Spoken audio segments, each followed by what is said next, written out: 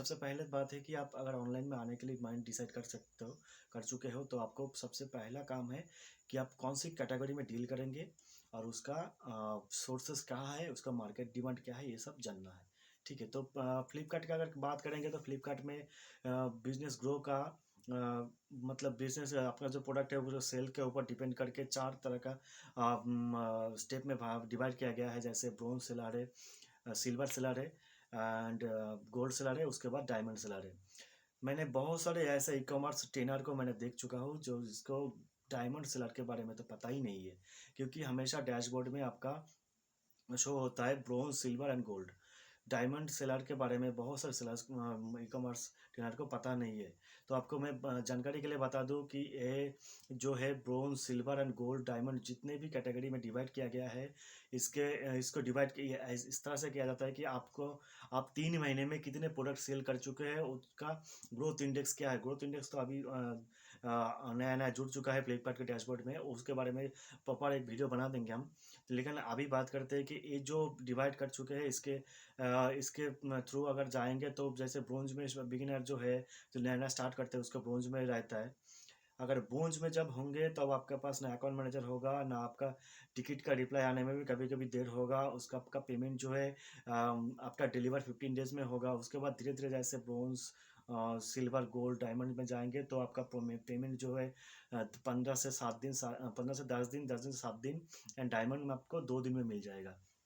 ठीक है, इस तरह से डिवाइड किया जाता है। तो मेरा जितने भी सारे एक्सपीरियंस हो चुका है 3 साल में, पर्सनल एक्सपीरियंस मैं बताता हूँ आपको। अगर आपका बिज़नेस एकदम से ग्रो करना है तो आप आपका मनी स्पेंड करके लास्ट में बेच के कर सकते हो। अगर आपके पास उतना कैपेबिलिटी है, उतना ह्यूज अमाउंट है ताकि आपको अगर लॉस में जाए तो अभी आपका कुछ फ़र्क ना पड़े। तो मेरा मानना है कि आप अगर छोटा-सा जो स्मॉल सेलर है, मैं उनके लिए वीडियो बनाता हूँ ज़्यादातर, क्योंकि उसके पास उतना पे में अमाउंट नहीं रहता है कि स्पेंड कर दे, क्योंकि अगर आप एक बार लॉस में सेल कर दिया तो उसका भरपाई आप कभी नहीं कर पाओगे। तो मेरा कहना यही है, कहने का मतलब आप जितने भी प्रोडक्ट आप सेल करेंगे कम से कम मार्जिन में, मिनिमम मार्जिन होना चाहिए आपको, तभी आप अगर धीरे धीरे इंक्रीज कर पाएंगे आपका बिजनेस। या फिर अगर मार्जिन नहीं रहेगा तो आपका धीरे धीरे लॉस में जाएंगे, आप फिनिश होते जाओगे। ठीक है, तो आपको प्रॉफिट के साथ ही काम करना है। बहुत सारे ऐसे ट्रेनर भी बताते हैं कि आप लॉस में दे दो, 3 महीना लॉस में सेल करके गोल्ड में आ जाओ। तो देखिए, लॉस में 3 महीना अगर लॉस में देंगे तो गोल्ड में जाने के लिए मिनिमम अभी ग्रोथ 3 डेज़ के बावजूद आपको 3000 पीस सेल करना है। तो आप सोचिए, अगर आप 3000 पीस में सेल कर लॉस करके माल बेचेंगे, तो अगर आप भरपाई कर सकते हो तो गुड एंड वेल, आप जा सकते हो। लेकिन अगर आपके पास उतना कैपेबिलिटी नहीं है, आप तो कभी भी लॉस में माल सेल करके आपका सेलर परफॉर्मेंस उधर मत लेके जाओ। क्योंकि बहुत सारे सेलर्स का मानना है कि सिल्वर से ब्रोंज से गोल्ड अगर हो जाएंगे तो उसका बहुत सारे बेनिफिट मिलेंगे, बहुत सारे ऑर्डर्स आएंगे। ऐसा नहीं है, ऐसा बिल्कुल भी नहीं है। आपका प्रोडक्ट के ऊपर डिपेंड करता है कि आप कितना सेल कर सकते हो, आपको कितना मार्केट वैल्यू है उसका, कितना मार्केट में डिमांड है, उसके ऊपर डिपेंड करके आपका प्रोडक्ट सेल होता है। क्योंकि हर चीज़ का एक एक्सपायरी डेट होता है, सेल एंड डेट होता है। ऐसा नहीं है कि मैंने एक प्रोडक्ट डेवलप कर दिया ये सारा ज़िंदगी चलेगा, ऐसा नहीं है। इसका एक गाइडलाइन, एक एंड लाइन भी होता है, उसके बाद ये नहीं चलता है, तब आपको उस प्रोडक्ट को छोड़ देना है। जैसे मैंने पहले जो स्टार्ट किया था तब ज्वेलरी से स्टार्ट किया था। अभी कुछ कैटेगरी था उसमें, तो वो डिज़ाइन अभी फ्लॉप हो चुका है, तो मैंने उस कैटेगरी छोड़ दिया है। क्योंकि अगर मैं नहीं छोड़ता, उसको पकड़ के रखता, तो वो लॉस में धीरे-धीरे फिनिश में होता जाता। तो टाइम के हिसाब से आपको कैटेगरी भी चेंज करना चाहिए। अगर कैटेगरी नहीं चेंज करना है, कम से कम उस कैटेगरी का प्रोडक्ट को आपको चेंज करना चाहिए, मतलब इन्वेंटरी को अपडेट करना चाहिए, ठीक है। तो उसके बाद सबसे पहला आता है आपको बिजनेस ग्रो करने के लिए आपका प्रोडक्ट डिसाइड करना, कौन सा यूनिक प्रोडक्ट है, कौन सा मार्केट में वैल्यूएबल है, कौन सा ट्रेंड में चल रहा है, ऐसा प्रोडक्ट आप मार्केट में सोर्स करके बेच सकते हो। ये तो गया पहला रीजन।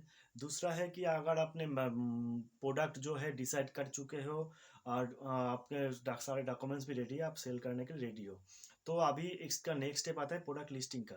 देखिए, प्रोडक्ट लिस्टिंग का भी सबसे इम्पोर्टेंट चीज पार्ट यहाँ पे बनता है, क्योंकि अगर कस्टमर आपके प्रोडक्ट पे तभी क्लिक करेंगे जब आपको वो प्रोडक्ट अच्छा लगेगा। अच्छा लगने का मतलब ये है, फर्स्ट इंप्रेशन अगर प्रोडक्ट में आएंगे वो तो इमेज के थ्रू आएगा। इमेज अगर 3GP इमेज हो गया अगर, या फिर ब्लर इमेज हो गया, तो उसके द्वारा कस्टमर का माइंडसेट उस प्रोडक्ट पे नहीं होता है। तो इसलिए आपका हाई डेफिनेशन इमेज होना चाहिए, प्रॉपर प्रोफेशनल तरीके से इमेज फोटो शूटेड होना चाहिए। और इमेज आपका लिस्टिंग के द्वारा आप कस्टमर को ज़्यादा से ज़्यादा इंफॉर्मेशन डिस्क्राइब कराने की कोशिश करो, क्योंकि अगर आपके जो प्रोडक्ट है उसके ऊपर जितने मतलब उसका डायमेंशन क्या है, उसका मटेरियल क्या है, ये किस पर्पस के लिए यूज होता है, इसका अगर गारंटी वारंटी पीरियड है वो भी अगर मेंशन कर सकते हो तो कर दो। क्योंकि मैंने बहुत सारे प्रोडक्ट मैंने देखे फ्लिपकार्ट अमेजोन में, इसका लास्ट इमेज होता है उसका गारंटी पीरियड का इमेजेस डाल देता है। ठीक है, ऐसा भी आप कर सकते हो। तो ज़्यादा से ज़्यादा इन्फॉर्मेशन एंड प्रॉपर इन्फॉर्मेशन, जो राइट इन्फॉर्मेशन है वही प्रोवाइड करने की कोशिश करो, तभी आपका प्रोडक्ट जो है सेल करेगा। सेल मतलब क्लिक होगा, क्लिक होने जितना क्लिक होगा उतना ही आपको सेल होने का चांसेस ज़्यादा होगा। अगर आपने ये सब कुछ कर लिया, उसके बाद आता है आपको लिस्टिंग में आपका प्रोडक्ट कीवर्ड एंड डिस्क्रिप्शन। ये बहुत इंपॉर्टेंट चीज़ है। बहुत सारे सेलर्स हैं जो उतना ध्यान नहीं देते, लेकिन मेरा मानना है कि अगर आपको प्रोडक्ट को धीरे धीरे टॉप में लाना है तो आपको प्रोडक्ट कीवर्ड जो है उसको ज़रूर और रिसर्च करके उसके डालना चाहिए। और प्रोडक्ट डिस्क्रिप्शन जो है उसका आप उसमें ये मेंशन कर सकते हो क्या प्रोडक्ट है, किस पर्पस यूज होता है, इसका अगर रेगुलर यूज़ है या फिर टाइमली यूज़ है या फिर कुछ ओकेशनल के लिए यूज़ है, जो भी हो ओकेशन के लिए हो, तो जो आप उसको यूजल पर्पस क्या है और उसका मटेरियल क्या है, पूरी तरीके से कस्टमर को वही से डिस्क्रिप्शन में लिख दो, ताकि कस्टमर अगर जब पढ़े तब को उसका पूरा माइंडसेट आ जाए कि यही प्रोडक्ट मुझे चाहिए। ठीक है। दूसरी बात है कि ये जो अगर आपने प्रोडक्ट डिसाइड कर लिया एंड आपका लिस्टिंग वगैरह सब सही तरीके से कर लिया, फिर भी आपका ऑर्डर नहीं आ रहा है, नया जब अकाउंट क्रिएट होता है तब आपको एकदम से ऑर्डर नहीं आता है, आपको इंतज़ार करना पड़ता है। उसके बाद जैसे थोड़ा दिन गया, उसके बाद अगर आपका ऑर्डर जितने एक्सपेक्ट करे उतना अगर नहीं आया, आप एक काम कर सकते हो। आप फ्लिपकार्ट में जो फ्लिपकार्ट प्रमोशन होता है ना, ग्रोथ में जाके उसका फ्लिपकार्ट में जो ग्रो फ्लिपकार्ट प्रमोशन होता है उसमें पार्टिसिपेट कर सकते हो। उसमें 10% डिस्काउंट दो या फिर 5% डिस्काउंट दो। आप ऐसा कर सकते हो। आप अगर मान लीजिए कि कुछ प्रोडक्ट आपको 500 में बेचेंगे तो आपका परफेक्ट मार्जिन आएगा। तो फिर अगर आपको 10% डिस्काउंट देना है तो क्या कर सकते हो आप, 11% जो है प्राइस इंक्रीज कर दो, ताकि अगर, क्योंकि 500 का जो है 10% इंक्रीज करेंगे तो कितना होगा, 550। 550 से जब आप माइनस करके 10% में डिस्काउंट में बेचोगे तब आपको इसे 555 माइनस होगा, 495 में सेल होगा। तो इसलिए मैं बताता हूँ कि जितने आपको डिस्काउंट देना है उसमें से 1-2% ज़्यादा करके प्राइस इंक्रीज करके उसके बाद डिस्काउंट लगाओ। ठीक है, अगर 11% इंक्रीज कर लिया तो आपको 55 रुपीज़ वहाँ पे इंक्रीज हो जाएगा। ठीक है, उसके बाद 10% डिस्काउंट लगाओ तो 500 में करीब करीब 500 में सेल होगा। तो इस तरीके से आप फ्लिपकार्ट प्रमोशन में पार्टिसिपेट करके आपका प्रोडक्ट जो है उसको सेल कर सकते हो। हालांकि आपका ये जो मैं बता रहा हूँ कि प्राइस इंक्रीज करके आप सेल कर सकते हो, ये एक दिन में नहीं होगा, कम से कम का 15 दिन इंतज़ार करना पड़ेगा। क्योंकि आपका जो प्रमोशन जो एक्टिव होगा वो आपका यूजुअल प्राइस के ऊपर होगा, और यूजुअल प्राइस हर 15 दिन में अपडेट होता है।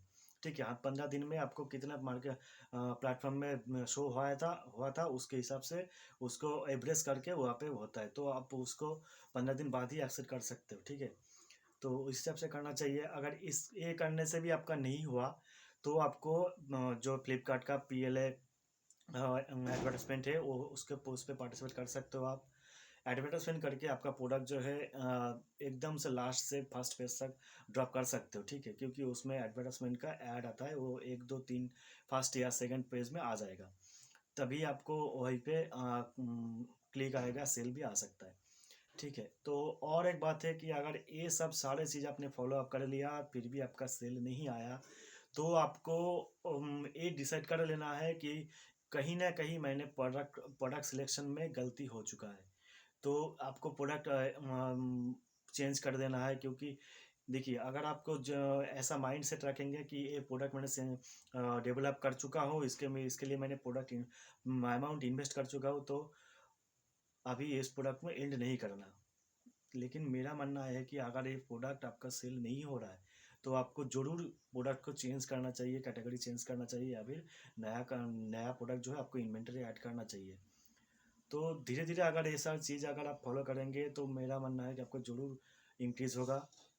तो अगर वीडियो में कुछ अगर आपको मिसमैच हुआ या फिर कुछ समझ में नहीं आया तो कमेंट पे करके कमेंट कीजिए वीडियो के नीचे, तो मैं आपको ज़रूर बता दूंगा कि इसको कैसे करें। और जो मैंने वीडियो के बीच में बताया था कि आपका ग्रोथ इंडेक्स के बारे में, तो मैं ग्रोथ इंडेक्स के बारे में जल्दी वीडियो लाऊंगा। तो ग्रोथ इंडेक्स कैसे काम करता है और किन किन सेलर को ये प्रॉफिटेबल है, कहाँ किसको प्रॉफिटेबल नहीं है, सारा चीज़ मैं यहीं पे डिस्कस करूँगा। तो आज के लिए इतना ही।